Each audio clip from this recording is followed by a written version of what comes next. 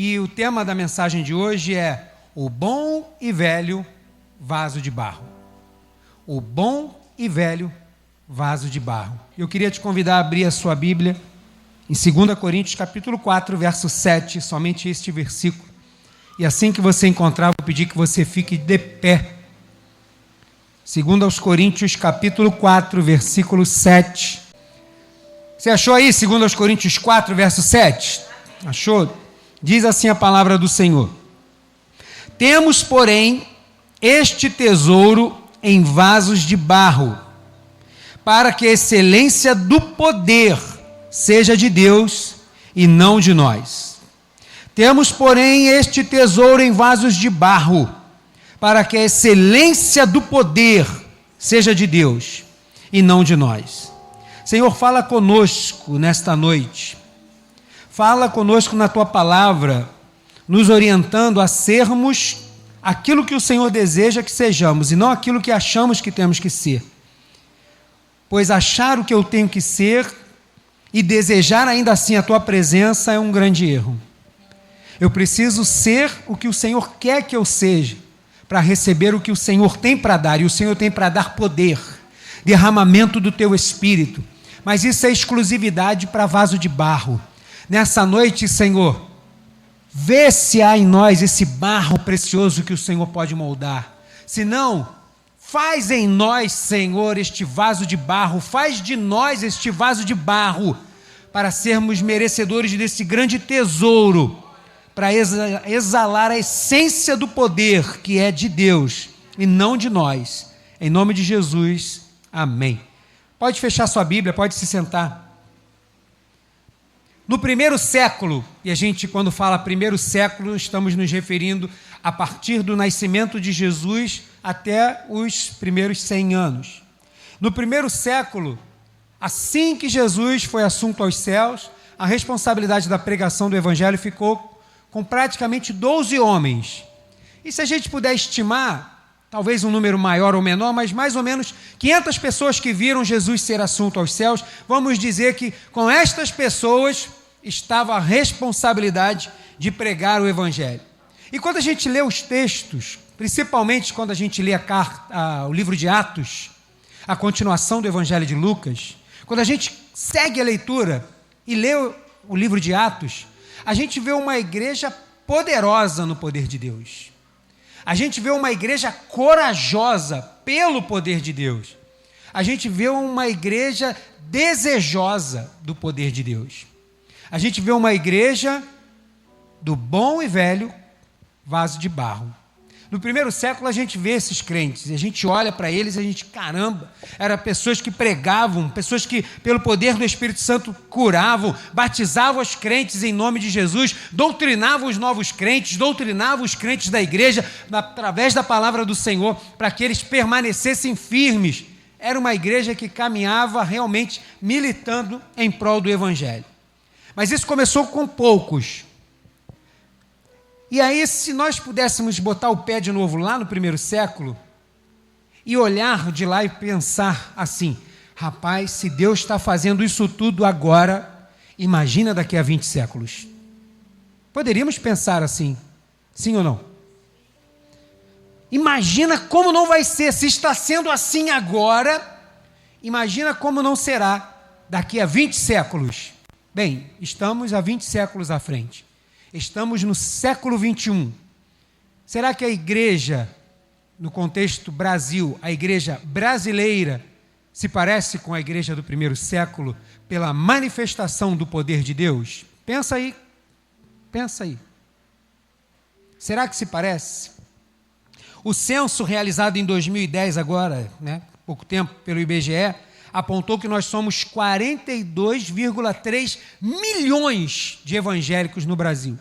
Isso dá um percentual de 22,2% da população brasileira. Mais um pouquinho, nós somos 1/4 da população brasileira. Se dividirmos a população do Brasil em 4 fatias, praticamente 1/4 dessa fatia é um povo que são vasos de barro para receber o tesouro precioso, o poder de Deus.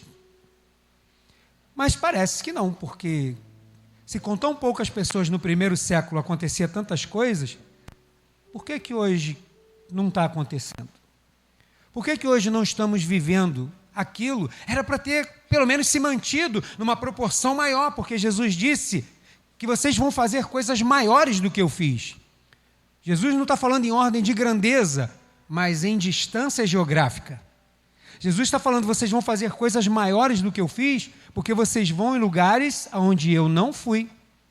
A igreja vai chegar, porque Jesus já estava com o olho lá no final de tudo. E ele falou, a igreja vai chegar longe. Eu sei que ela vai chegar. A igreja tem chegado. Somos 42,3 milhões de evangélicos. Mas parece que está faltando um pouco mais de poder de Deus. Não é o poder de Deus somente para que haja cura, queremos ver isso. Mas poder de Deus que gere caráter nos crentes. Disposição para o evangelho. Assim como a gente via no primeiro século. Era para sermos essa geração que, assim como no passado, estava disposta, como cantamos aqui, a morrer pelo evangelho. Mas a gente está vivendo uma geração de crentes, como usa, né? Crentes Nutella, que eu estava até falando isso aqui um dia desse. Que quando a gente diz assim, as crianças de hoje são criança Nutella, no meu tempo não era assim, a gente corria e tal, subia na árvore, era pique bandeira, pique não sei o quê, as crianças hoje são uma geração Nutella. Geração Nutella que não tem substância, não tem sustância, parece que não tem vitamina, não tem vigor. Tem Nutella, é delicioso, mas não tem substância nenhuma. Então tem realmente uma geração de crente Nutella, crente sem substância. E quando eu digo isso, eu digo crente que se magoou por tudo. Rapaz, nunca vivemos uma geração de crentes, pelo menos no Rio de Janeiro, acredito que seja, pelo menos aqui, região do Sudeste, Sul, um monte de crente que qualquer coisinha está magoadinho, está chateado com o outro, está de bico, está de birra, como se não pertencesse ao mesmo povo e servisse ao mesmo Deus. Como se alguma coisa não estivesse funcionando direito. Como se lá no céu houvesse áreas separadas. Não, eu vou para o céu, mas quero estar no céu desse lado aqui. Do lado daquelas pessoas ali eu não quero. Então está arriscado você nem estar lá, irmão. Está arriscado a pessoa que você não quer estar perto, e você não. É uma geração Nutella. Crentes que por qualquer coisa se magoam, está de bico, está de birrinha. Não gostou do que você falou, um negocinho que você falou, uma brincadeira que você fez, pronto, está magoado, parece que o mundo acabou. Não sei se tem isso dentro da sua casa lá, provavelmente não, né? Talvez eu esteja pregando para a igreja da Europa, nem seja no Brasil, mas às vezes até dentro de casa, você está lá e fala um negócio lá com seu esposo, não sei o quê, pronto, parece que é o fim da picada, parece que o mundo acabou, o bico está lá na frente, parece que virou elefante, a tromba está lá fora. Por quê? Por que a gente está assim? Por que a gente está assim, adoecendo? Adoecendo emocionalmente, como a gente pregou aqui durante 5 domingos, eu e minha esposa, e fechando as portas para o agir sobrenatural do poder de Deus sobre nós. Uma geração que troca Jesus por qualquer coisa. Irmãos, eu nunca vi as pessoas deixarem a Jesus como têm deixado a troco de nada. As pessoas deixam a Jesus por um bom salário. As pessoas deixam Jesus pelo, entre aspas, bom partido. As pessoas deixam Jesus por boas oportunidades de relacionamento. As pessoas deixam Jesus porque, afinal de contas, eu só tenho domingo para descansar, então eu prefiro... As pessoas deixam Jesus por qualquer coisa, como se Jesus fosse passível de troca por alguma coisa. Mostra que é uma igreja que, diferente da do passado, não tem valorizado Jesus e a obra que ele fez. Mas me parece ser uma igreja que tem continuado buscando, como no primeiro século muitos fizeram, o pão e o peixe. O seu sermão, Jesus, é muito bonito, mas dá para curar minha filha? Jesus, o seu sermão é muito lindo, mas dá para restaurar meu casamento? Jesus, o seu sermão é muito lindo, mas dá para mudar isso na minha vida? Dá para abrir uma porta de emprego? Dá para fazer tal coisa? E se não fizer, não deu certo. Então, não deu certo. Como um jogo de apostas. Troca Jesus e deixa e vai embora. Pessoas que deixam a comunhão da igreja e isso não dói. Se somos um corpo, Como que eu arranco uma parte do corpo e isso não traz dor? Eu me arrancar do corpo, me amputar, eu já tenho ciência de que se eu cortar um pedaço do meu dedo, esse pedaço vai necrosar. Isso vai doer, mas parece que uma geração de crentes brasileiros não tem se preocupado com isso. E eu vou falar Brasil porque eu nunca viajei, nunca fui para fora, conheço pelo que eu leio, principalmente da Europa, que foi o berço do cristianismo, hoje é praticamente ateísta. Neo-ateístas, ateus e a religião muçulmana, o Islã, crescendo desenfreadamente. É a religião que tem crescido mais no mundo e na Europa, assim, está dando de lavada crescendo o islamismo lá. Não demora muito, praticamente a Europa vai ser um país de religião islâmica. É isso aí. Ah, mas aqui no Brasil não, né? Não, aqui no Brasil já tem bastante gente servindo ao Islã também. São Paulo, Rio, Brasília, já tem alguns lugares, alguns focos. Ainda não cresceu tanto, mas tem crescido. E o que a igreja está fazendo? O que a gente está fazendo que o evangelho não está sendo pregado? No meu trabalho, na minha escola, na minha vizinhança. O que é que está me fazendo estar estagnado em vez de estar avançando? Parado, como aqueles filhotinhos de passarinho no ninho, com a boca aberta, esperando receber algo, mas não tem atitude. Não é essa a igreja que o Senhor chamou. E tampouco essa que Ele vai levar para o céu. O Senhor vai levar uma igreja militante, é uma igreja que trabalha, é uma igreja que prega a palavra do Senhor. Essa nova geração de crentes do século 21 também quer ser cheia do Espírito Santo, normalmente, como a igreja do passado. É uma igreja que vem, às vezes, até quer buscar, está pedindo do Senhor, mas rapidamente esmorece, porque não vê resultado. E aí diz, por que Deus, o Senhor não faz isso na minha vida? Opa, pergunta isso para o espelho, irmão. Deus é perfeito, Deus é sábio, Deus é onisciente, Ele já está vendo o que você não está vendo. Então o problema, com certeza, não está em Deus. Duas coisas, ou não é a hora de que Ele quer fazer o que vai fazer o que você está pedindo, ou você não é o bom e velho vaso de barro, que Ele gosta tanto de usar e que Ele ilustra na sua palavra. A gente nem precisa ir muito longe, né, quando eu falo primeiro século. Deixa eu ser nostálgico aqui. Lembra-se da igreja do século 20 ao século 21, lembra da igreja até a década de 80. Quem está comigo aí, até a década de 80, a igreja. A igreja até a década de 80, ali na minha adolescência e tal, criança, adolescência, juventude. A igreja tinha o prazer de passar o domingo todo na igreja. Podia marcar a escola bíblica dominical de manhã, tinha escola bíblica. Após a escola bíblica, seguia um culto. Geralmente tinha uma comida lá, que não precisava ser nada maravilhoso. Quem lembra disso aqui? Aí a gente comia lá, não tinha ar-condicionado, nem cadeira confortável. Era aquele banco duríssimo, que o irmão, às vezes, com todo carinho, passava aquele óleo de peroba para deixar lindão. Aí quando você sentava com a sua camisa, saía igual o taxista, assim, a camisa amarela aqui, ó. Alguém fazia até sinal para você, achando que era táxi. E aí podia jogar a camisa fora.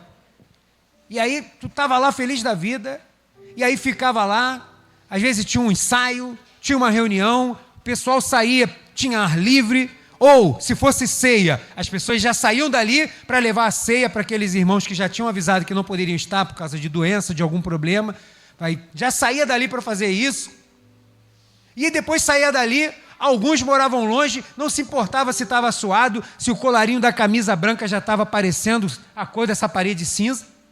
Eles voltavam, os que davam em casa tomavam banho, voltava e estava todo mundo na igreja de novo. Glória a Deus, pois vencerei. Glória a Deus, pois vencerei. Uma alegria só. Você não via crente. Estou deprimido, estou com problema, estou com dificuldade, não consigo adorar. Não tinha isso, irmão. Até a década de 80 você não via isso, não tinha esse negócio. A gente não via isso dentro da igreja. O pessoal estava numa alegria só. Às vezes a igreja, eu lembro da minha avó Cremilda, eu vou passar a minha vida inteira me referindo à minha avó. A primeira igreja Assembleia de Deus aqui do bairro era lá no pico do Morro Urubu. Não sei quem conhece a igreja, que a gente chamava Igreja do Monte. Adriano, conhece? A Igreja do Monte. Minha avó morava aqui no Bancário e ela tinha apenas 11 filhos. E aí, com apenas 11 filhos, e o marido que já tinha largado, foi embora morar com outra mulher em Niterói, com os 11 filhos, ela arrumava os 11, querendo ou não querendo, não tinha esse negócio de filho ficar mandando no pai, como hoje. Hoje a gente dá o smartphone na mão do filho para não perturbar, e deixa ele lá, deixa ele se alimentando do que a internet for dar, entre um vídeo e outro, não está preocupado com isso, deixa ele lá pelo menos estar entretido. Aí ela pegava lá os 11, arrumava todo mundo e chegava na hora do culto, não chegava depois do primeiro louvor. Na hora do culto ela estava lá em cima. Saía do Bancário. Antigamente tinha uma saída, né? Não sei quem conhece o Bancário. Tinha uma saída pela Manuel Correia. Passava ali pela caixa d'água e tal, descia pela Manuel Correia, passava pela Cardoso Quintão, subia em Itália de Incal toda. Quando chegava lá em cima, onde era um campo de futebol, que hoje é um conjunto de prédios, subia ali pelos becos, aí chegava na pequena igrejinha, que talvez coubesse 30 pessoas, para o culto, minha avó e os 11 filhos. Mas e quando estava chovendo, pastor? Estava todo mundo lá. Estava todo mundo lá em cima, reclamando, resmungando, as meninas já mais adolescentes. Ah, mas eu vou molhar não sei o quê. Vai, todo mundo, vamos embora, passa aí, vai assim mesmo, vamos embora.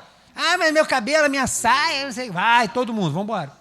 E na hora de dormir, todo mundo ao redor da cama, vamos orar. Eu não vou orar perto do fulano, não. Você vai orar, ora você primeiro então, por causa disso. Estava todo mundo lá, ninguém morreu. Todo mundo na casa do Senhor, todo mundo firmado hoje. Pastores, na família toda. Tinha dificuldade? Tinha. Hoje, às vezes, a igreja é do lado e a gente se dá o luxo de dizer: eu trabalhei muito essa semana, não posso adorar. Dá ao Senhor mesmo como você está, irmão. A gente não tinha o equipamento que a gente tem hoje. Quem lembra aí da igreja lá atrás? Essas caixas de som. Tinha uma caixa de som que parecia até uma cuíca, um negócio, saía um som esquisito, parecia aquele som esquisito, as caixas de som. A gente não tinha qualidade no som, ainda não tinha essas coisas todas mais modernas. E a palavra estava pregada, não sei quem lembra também, às vezes em cima da igreja tinha aquela corneta, que só tem agudo, aquilo não tem médio nem grave, né? É só agudo. E aquilo saía longe, meu irmão. Acho que a igreja do Parque Silva Vale ainda tem até hoje. Tem a cornetinha lá em cima. E a palavra de Deus era pregada e o pessoal estava lá dentro e não se preocupava. Às vezes no culto, o irmão da guitarra, meu pai, deixa eu até falar, meu pai uma vez fez uma guitarra, né? O irmão sabe que meu pai tem um som de Bezalel, né? Ele fez uma guitarra, a guitarra ficou bonita, botou corda, só que faltou aterramento na guitarra. Então quando o rapaz plugou a guitarra, que ele botou a mão para tocar, tomou um choque, ele, só faltou a igreja dizer: "Ô glória!" Nem começou a tocar, já está cheio do poder de Deus. A igreja era assim, irmão. O negócio era contagiante, o negócio era desse jeito. E a igreja não tinha isso tudo que a gente tem. Não estou dizendo que isso é errado, por favor. Mas a igreja não tinha isso e às vezes o irmão que tocava o violão, que morava lá não sei aonde, ainda não tinha chegado naquele dia. E aí o irmão Rosalino, né? Na igreja Assembleia de Deus de Cavalcante da Itália de Incal, tinha a marca da cabeça do irmão Rosalino assim, na parede. Que ele já estava bem velhinho e ele tocava pandeiro.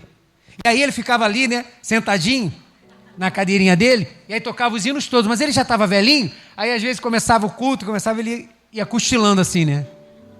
Aí de vez em quando ele, aleluia! A gente sabia que ele estava vivo, né? Tá vivo ali, irmão Rosalino. Oh, glória a Deus! Aí sentava de novo. Tá lá o irmão Rosalino. Começava no louvor, ele já acordava, puxava o pandeiro, dava aquela... Sei lá como é que faz aquilo com o dedo assim. E ia embora. E o couro tá comendo, irmão. Ninguém estava preocupado com isso. Ou às vezes você chega, a sonoridade não está do meu agrado, não posso pregar a palavra de Deus. Então vai pregar no inferno. Vai para lá.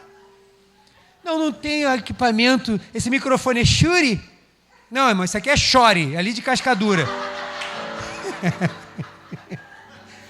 Shore, faz chocalho, ó, o barulhinho. É esse. Não dá para comprar ainda aquele. A gente chega lá uma hora, mas ainda não. Aí não estava nem preocupado. aquele microfone com fio que o irmão queria andar e não podia, e puxa para lá, puxa para cá, e o culto está comendo solto. Você não via ninguém sair de lá falando assim, você viu fulana? Toda sorridente, não vale nada, aquilo é uma víbora. Não tinha nada disso. Ninguém estava preocupado, ninguém olhar a roupa de ninguém.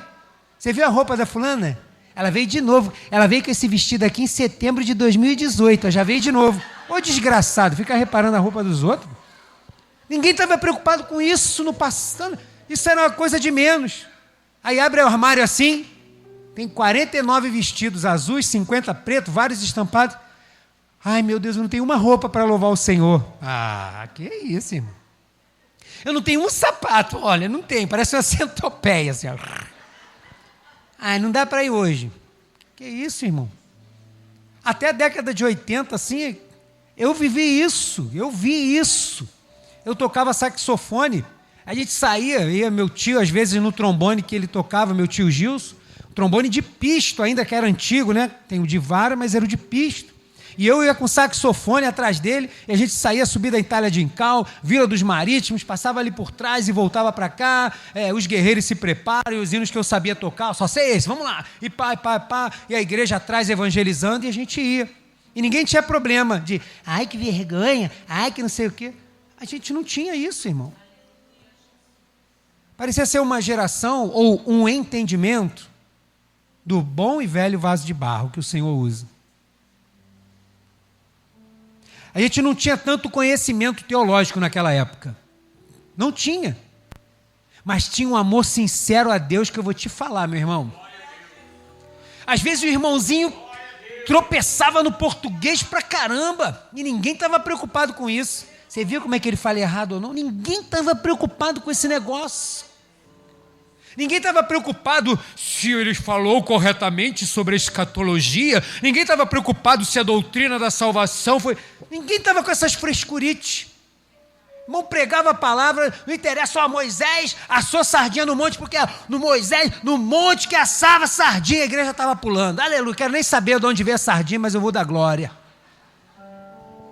Acabou, irmão. Estou fazendo uma brincadeira. Sem menosprezar o passado. Mas eu estou querendo te dizer que isso não impedia. Hoje as pessoas, deixa eu analisar aqui o sermão do pastor. Escatologicamente, teologicamente, vai para o inferno com a sua escatologia, com a sua teologia, irmão. O que Deus quer é amor sincero e derramado a Ele. O conhecimento vem debaixo do amor. Você não precisa de conhecimento para amar, não. Você ama. E Deus vai te dando conhecimento. Ele quer que você busque. Conhecimento é ruim? Claro que não estou falando de nada dessas coisas que a gente tem hoje sejam ruins.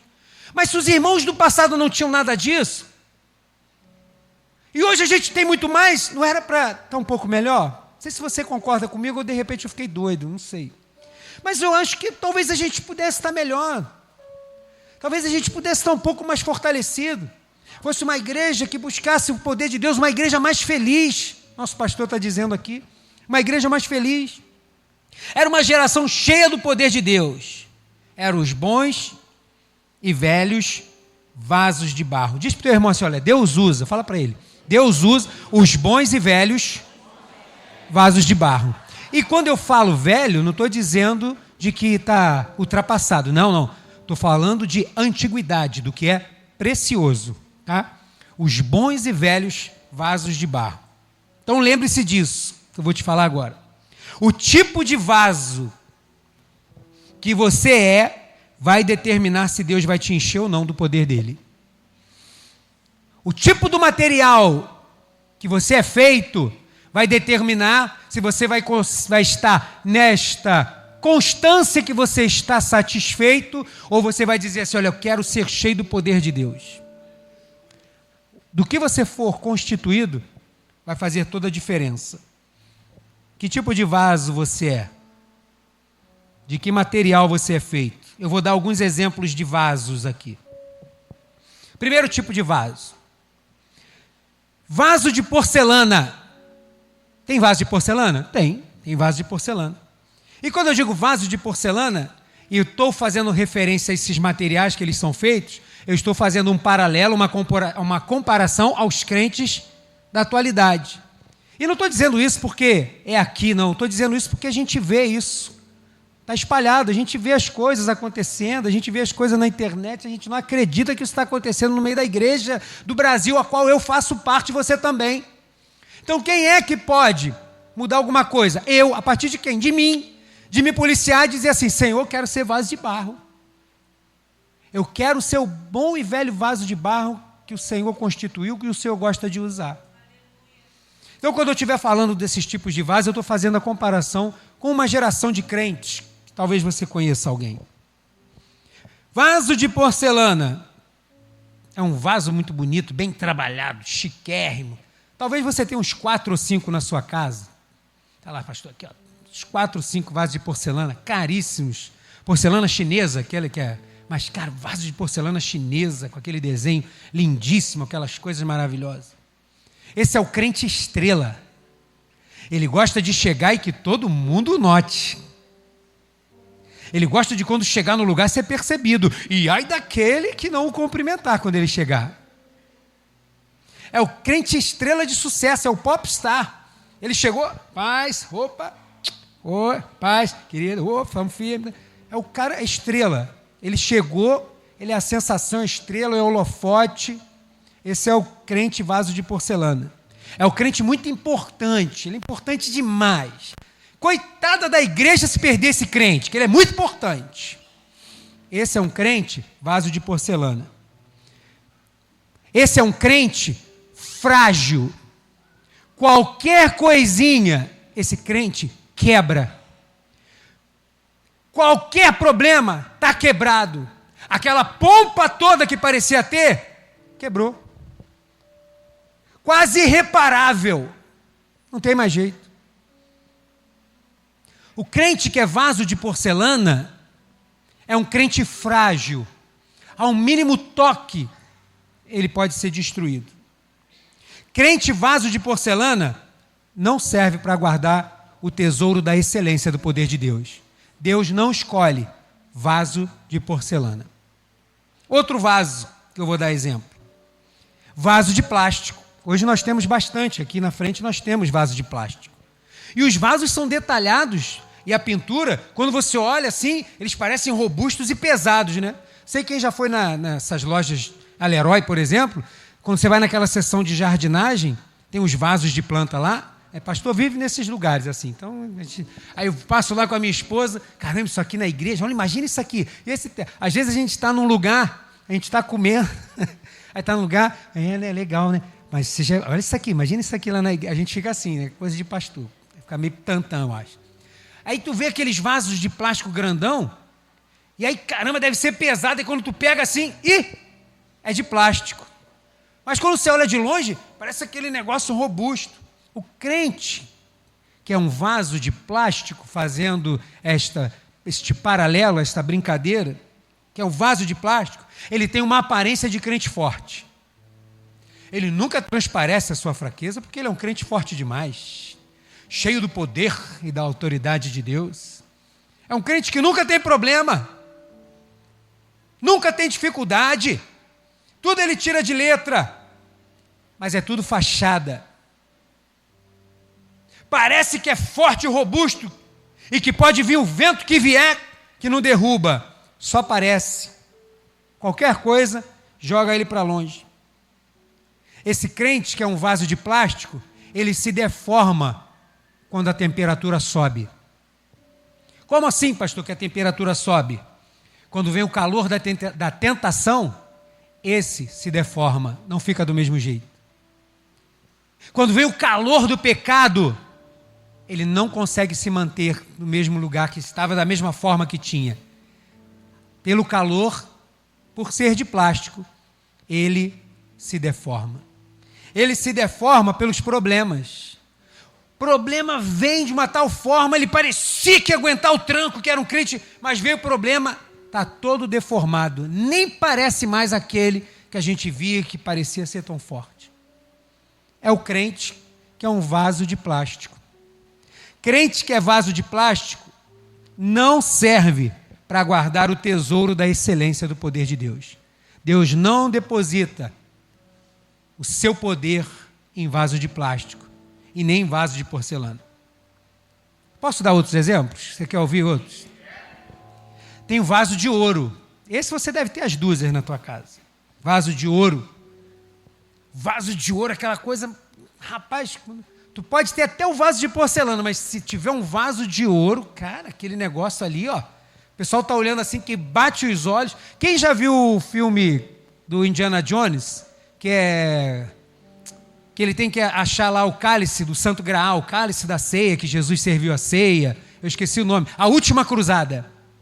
Nesse filme, o Indiana Jones, ele entra num lugar onde tem um monte de cálices assim. E aí quando ele chega lá, o rapaz que está tomando conta do cálice, que tem apenas 800 anos, fala para ele assim, ó, se você escolher o cálice certo e tomar, você vai ter longevidade. Agora, se você escolher o vaso errado, o cálice errado, você morre no ato. E aí nisso chegou o outro homem que era arrogante, que queria a vida eterna, que queria ser poderoso. Deixa que eu escolha e tal. Pá. Olhou, ele... Jesus era um rei. Então, se ele era um rei, provavelmente o cálice dele era esse. Aí pegou um cálice grandão de ouro, cheio de pedras preciosas, foi lá no poço, bebeu, pegou a água, bebeu. Aí ele, daqui a pouco, começou a definhar e tal, aquela filmagem de 1980, né? Aquela filmagem horrível, aí morreu, ficou osso, virou pó, acabou o homem ali. E aí aí chegou a vez do Indiana Jones, falou, ó, agora você, antes de sair, você vai ter que escolher. E aí ele falou assim, Jesus era rei, mas era humilde, e ele pensando e falando, ele era um carpinteiro. Lá no meio daqueles vasos, aquelas taças todas, ele viu uma moldada na madeira. Aí ele, é essa daqui. Aí ele pegou, foi lá e bebeu e saiu de lá ileso. Porque o vaso de ouro, assim como a taça de ouro, chama muita atenção. E tem crentes que é vaso de ouro. É o crente que precisa ser destacado, precisa ter o seu valor reconhecido. Tem crente que é assim, precisa, pastor, eu vou falar uma coisa para o senhor precisa me dar oportunidade, porque, olha, o senhor não sabe o que o senhor está perdendo, se o senhor não me colocar sentado ali, ó, se o senhor não me der esse microfone para pregar, se não abrir um lugar para eu dirigir, o senhor não sabe o que o senhor está perdendo, porque eu sou um vaso preciosíssimo, e eu estou aqui oculto, no meio desse povo aqui, ó. Eu preciso ser destacado, pastor. É vaso de ouro. Ser reconhecido na igreja para ele, a glória vai ficar para ele mesmo.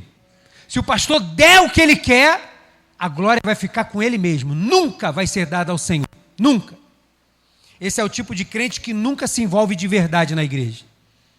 Se chegar na hora e falar assim, irmão, sinto muito, mas você não vai pregar. Sinto muito, irmã, mas você não vai cantar.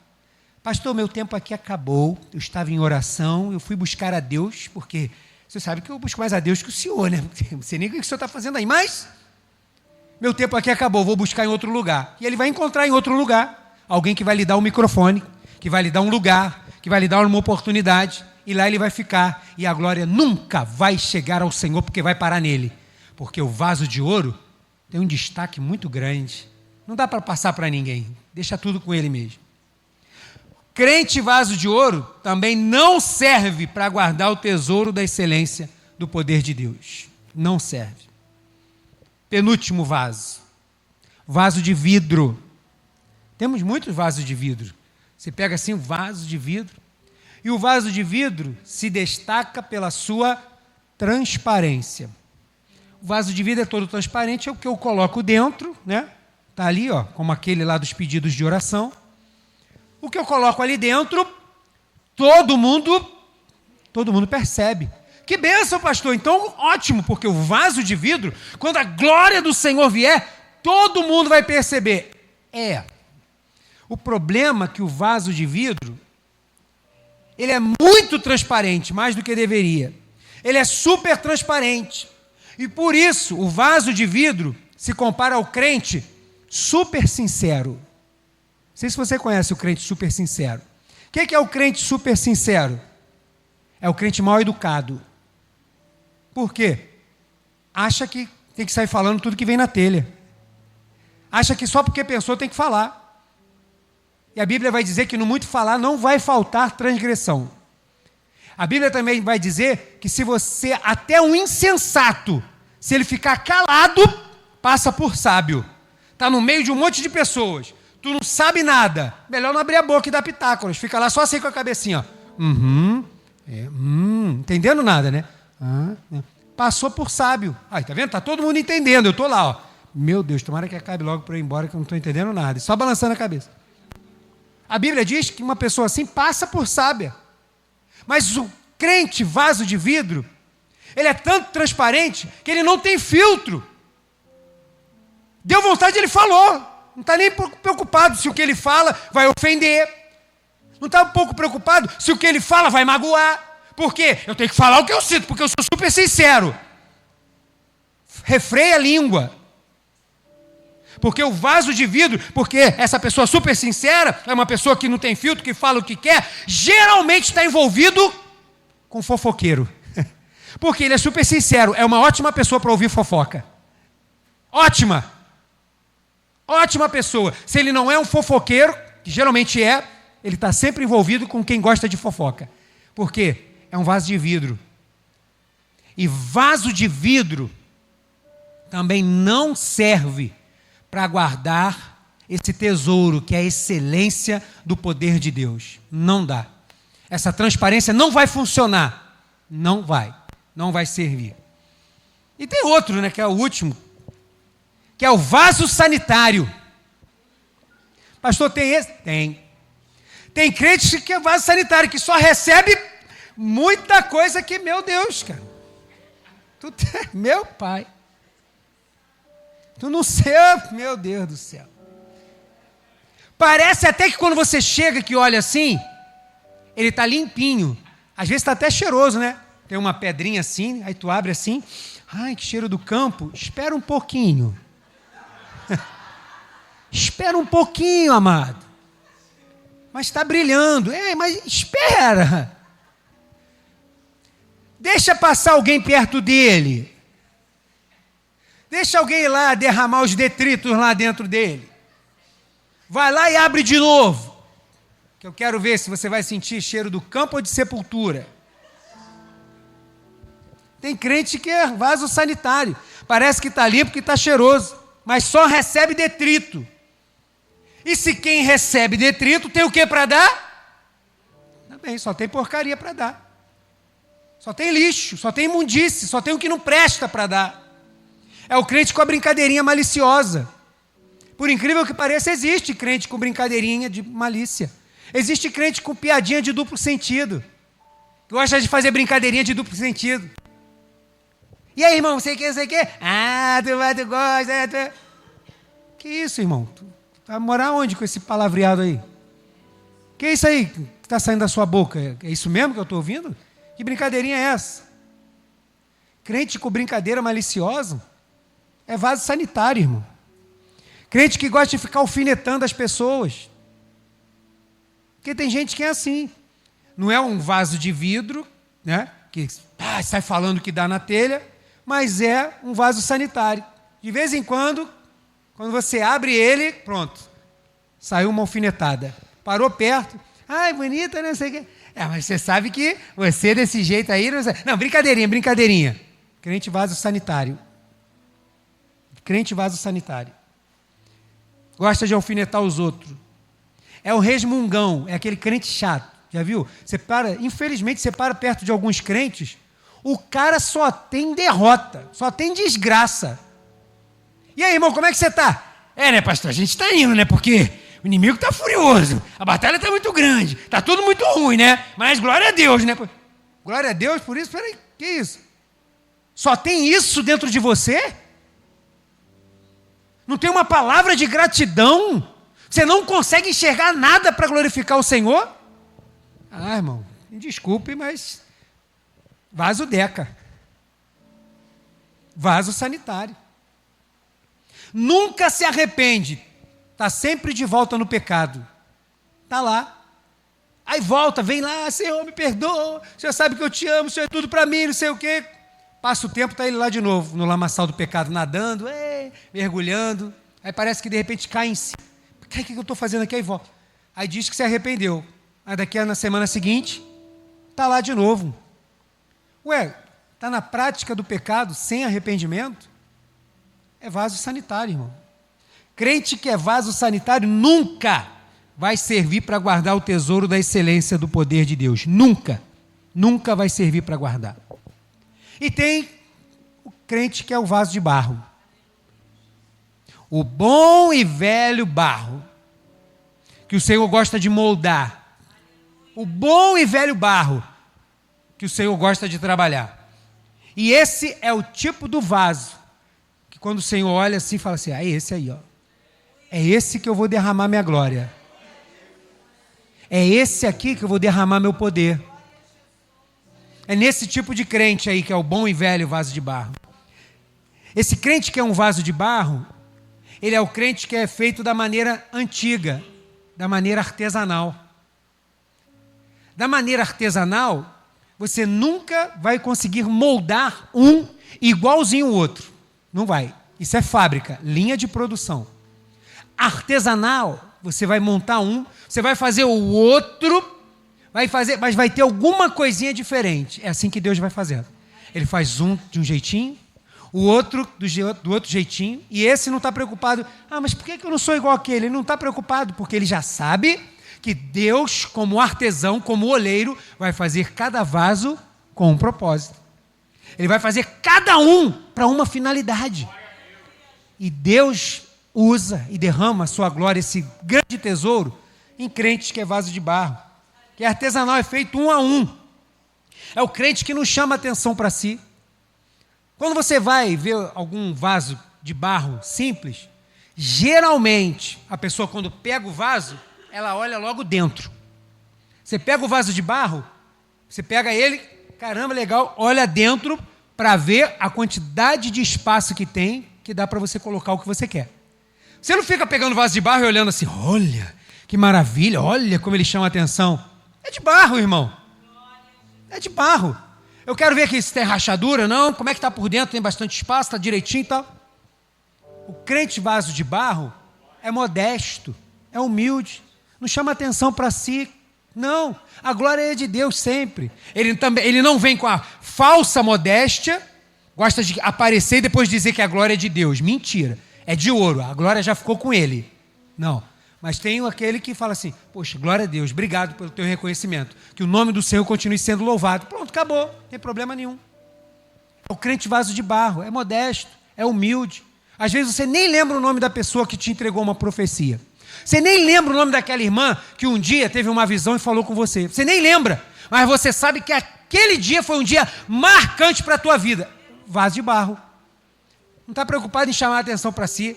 Não está todo dia, olha, não se esqueça que fui eu que te falei essa revelação, hein? Anota na sua agenda meu nome aí, ó. Que isso? Não está preocupado. A glória é para ele. Eu estou preocupado com o que vai estar dentro. O que está dentro é que é precioso. Esse é o crente vaso de barro. O vaso de barro, ele é fácil de trabalhar. É um material fácil de ser moldado. E se der algum problema, faz de novo. Começa outra vez. Dá para ir moldando. É só continuar sendo molhado o barro. É só você continuar sendo lavado pela água da palavra do Senhor, você vai continuar sendo moldado. Está sempre pronto para ser usado. A hora que ele montou, beleza, está pronto. Não tem preocupação. É o crente vaso de barro. Mas que esplendor tem nisso? Não, o esplendor está dentro. Aí é que é o segredo. Mas Deus vai usar esse aí.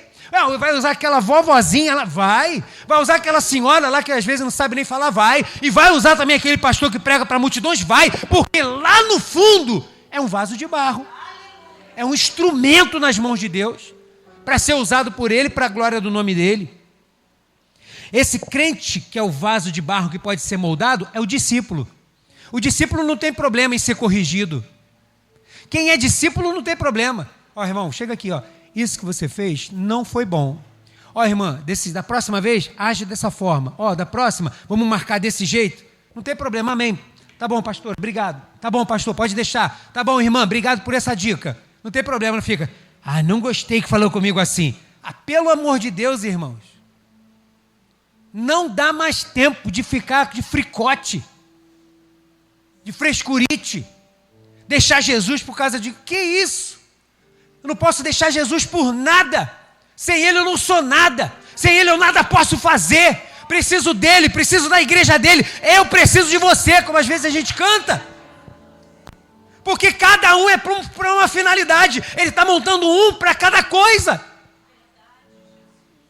Ele fez você, Ele fez a mim. E a cada um de nós Ele vai querer usar de um jeito. O vaso de barro, ele aguenta a temperatura forte. Quando às vezes você pega ali aquela Rio Manilha, tem vários lugares que vende panela de barro. Aí você vai lá, 3 por 10. Aí você para o carro, é uma panela desse tamanhozinho, né? Porque a panela que você quer mesmo não é aquele preço. Mas glória a Deus, aleluia. Aí, aquela panela ali, meu irmão, para fazer aquele peixe, é peixe, né? Que você faz naquela panela de barro. As cozinheiras aí já tá... Não tem na cantina peixe não hoje, tá? Tá aguando só. Aí tu bota naquela panela, mete a panela lá no fogo, irmão. E a panela de barro tá lá e o fogo a lenha, às vezes, mandando fogo para cima e a panela tá lá e daqui a pouco borbulhando e o peixe está fervendo e tal. E tu vai e pega. Quem lembra aí do filtro que era de barro? É. Vai comprar um hoje.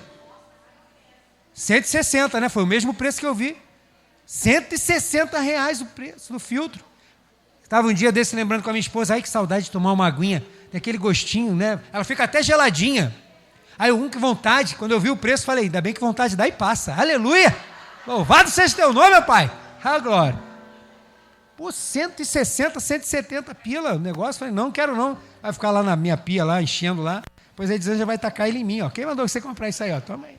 Brincadeira. Mas ele aguenta a temperatura lá, o barro. É o crente que pode vir o que vier, ele está de pé. Vem o problema, está com a dificuldade.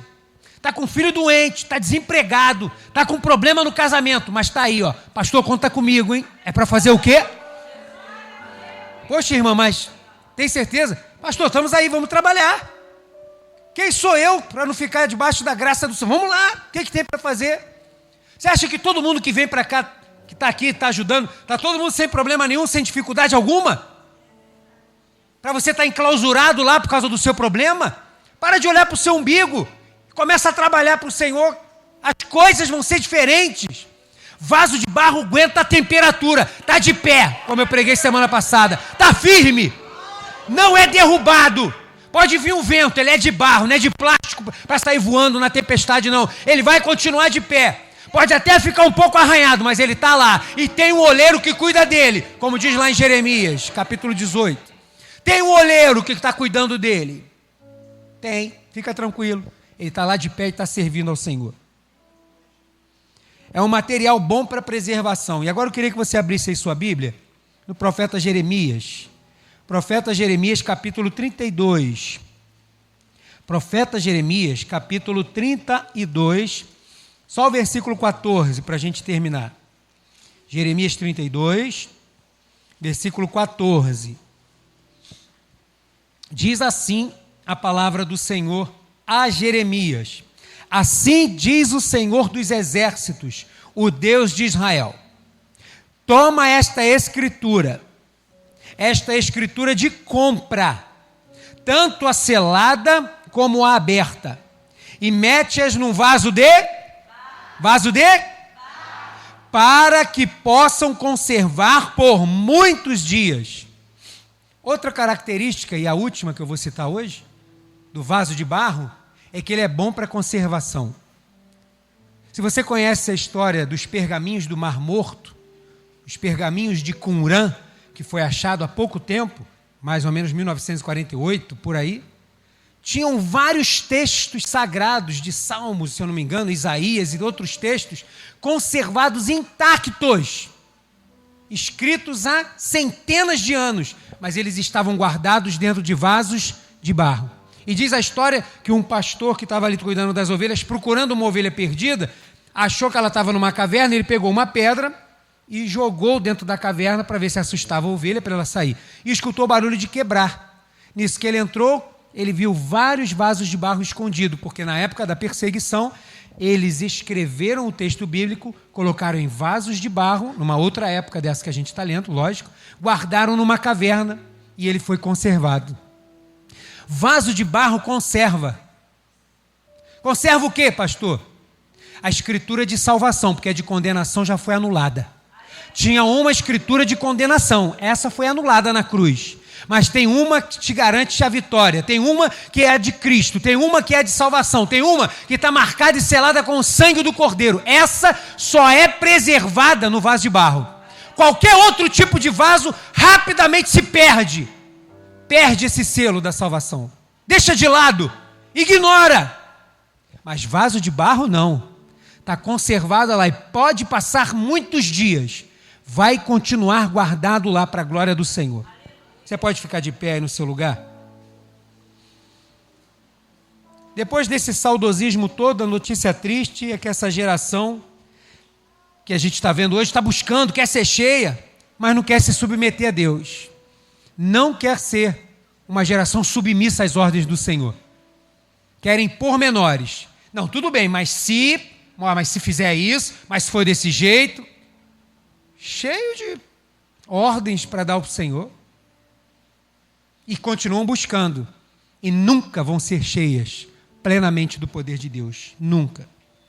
Mas eu tenho também uma notícia maravilhosa. É que o olheiro continua transformando qualquer tipo de vaso em vaso de barro. Oh, Jesus. Quem deseja ser cheio do seu poder, como bom e velho vaso de barro, para que a excelência do poder seja de Deus e não de nós.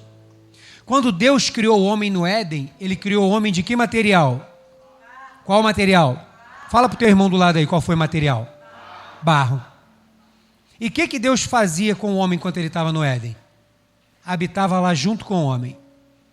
Passou-se tudo, veio o pecado, veio Cristo, através de Cristo tivemos acesso a Deus, e através de Cristo, agora Deus habita, não só mais agora perto, mas Ele habita dentro de nós, feitos vasos de barro. A excelência do poder de Deus habita em vasos simples e humildes como vasos de barro.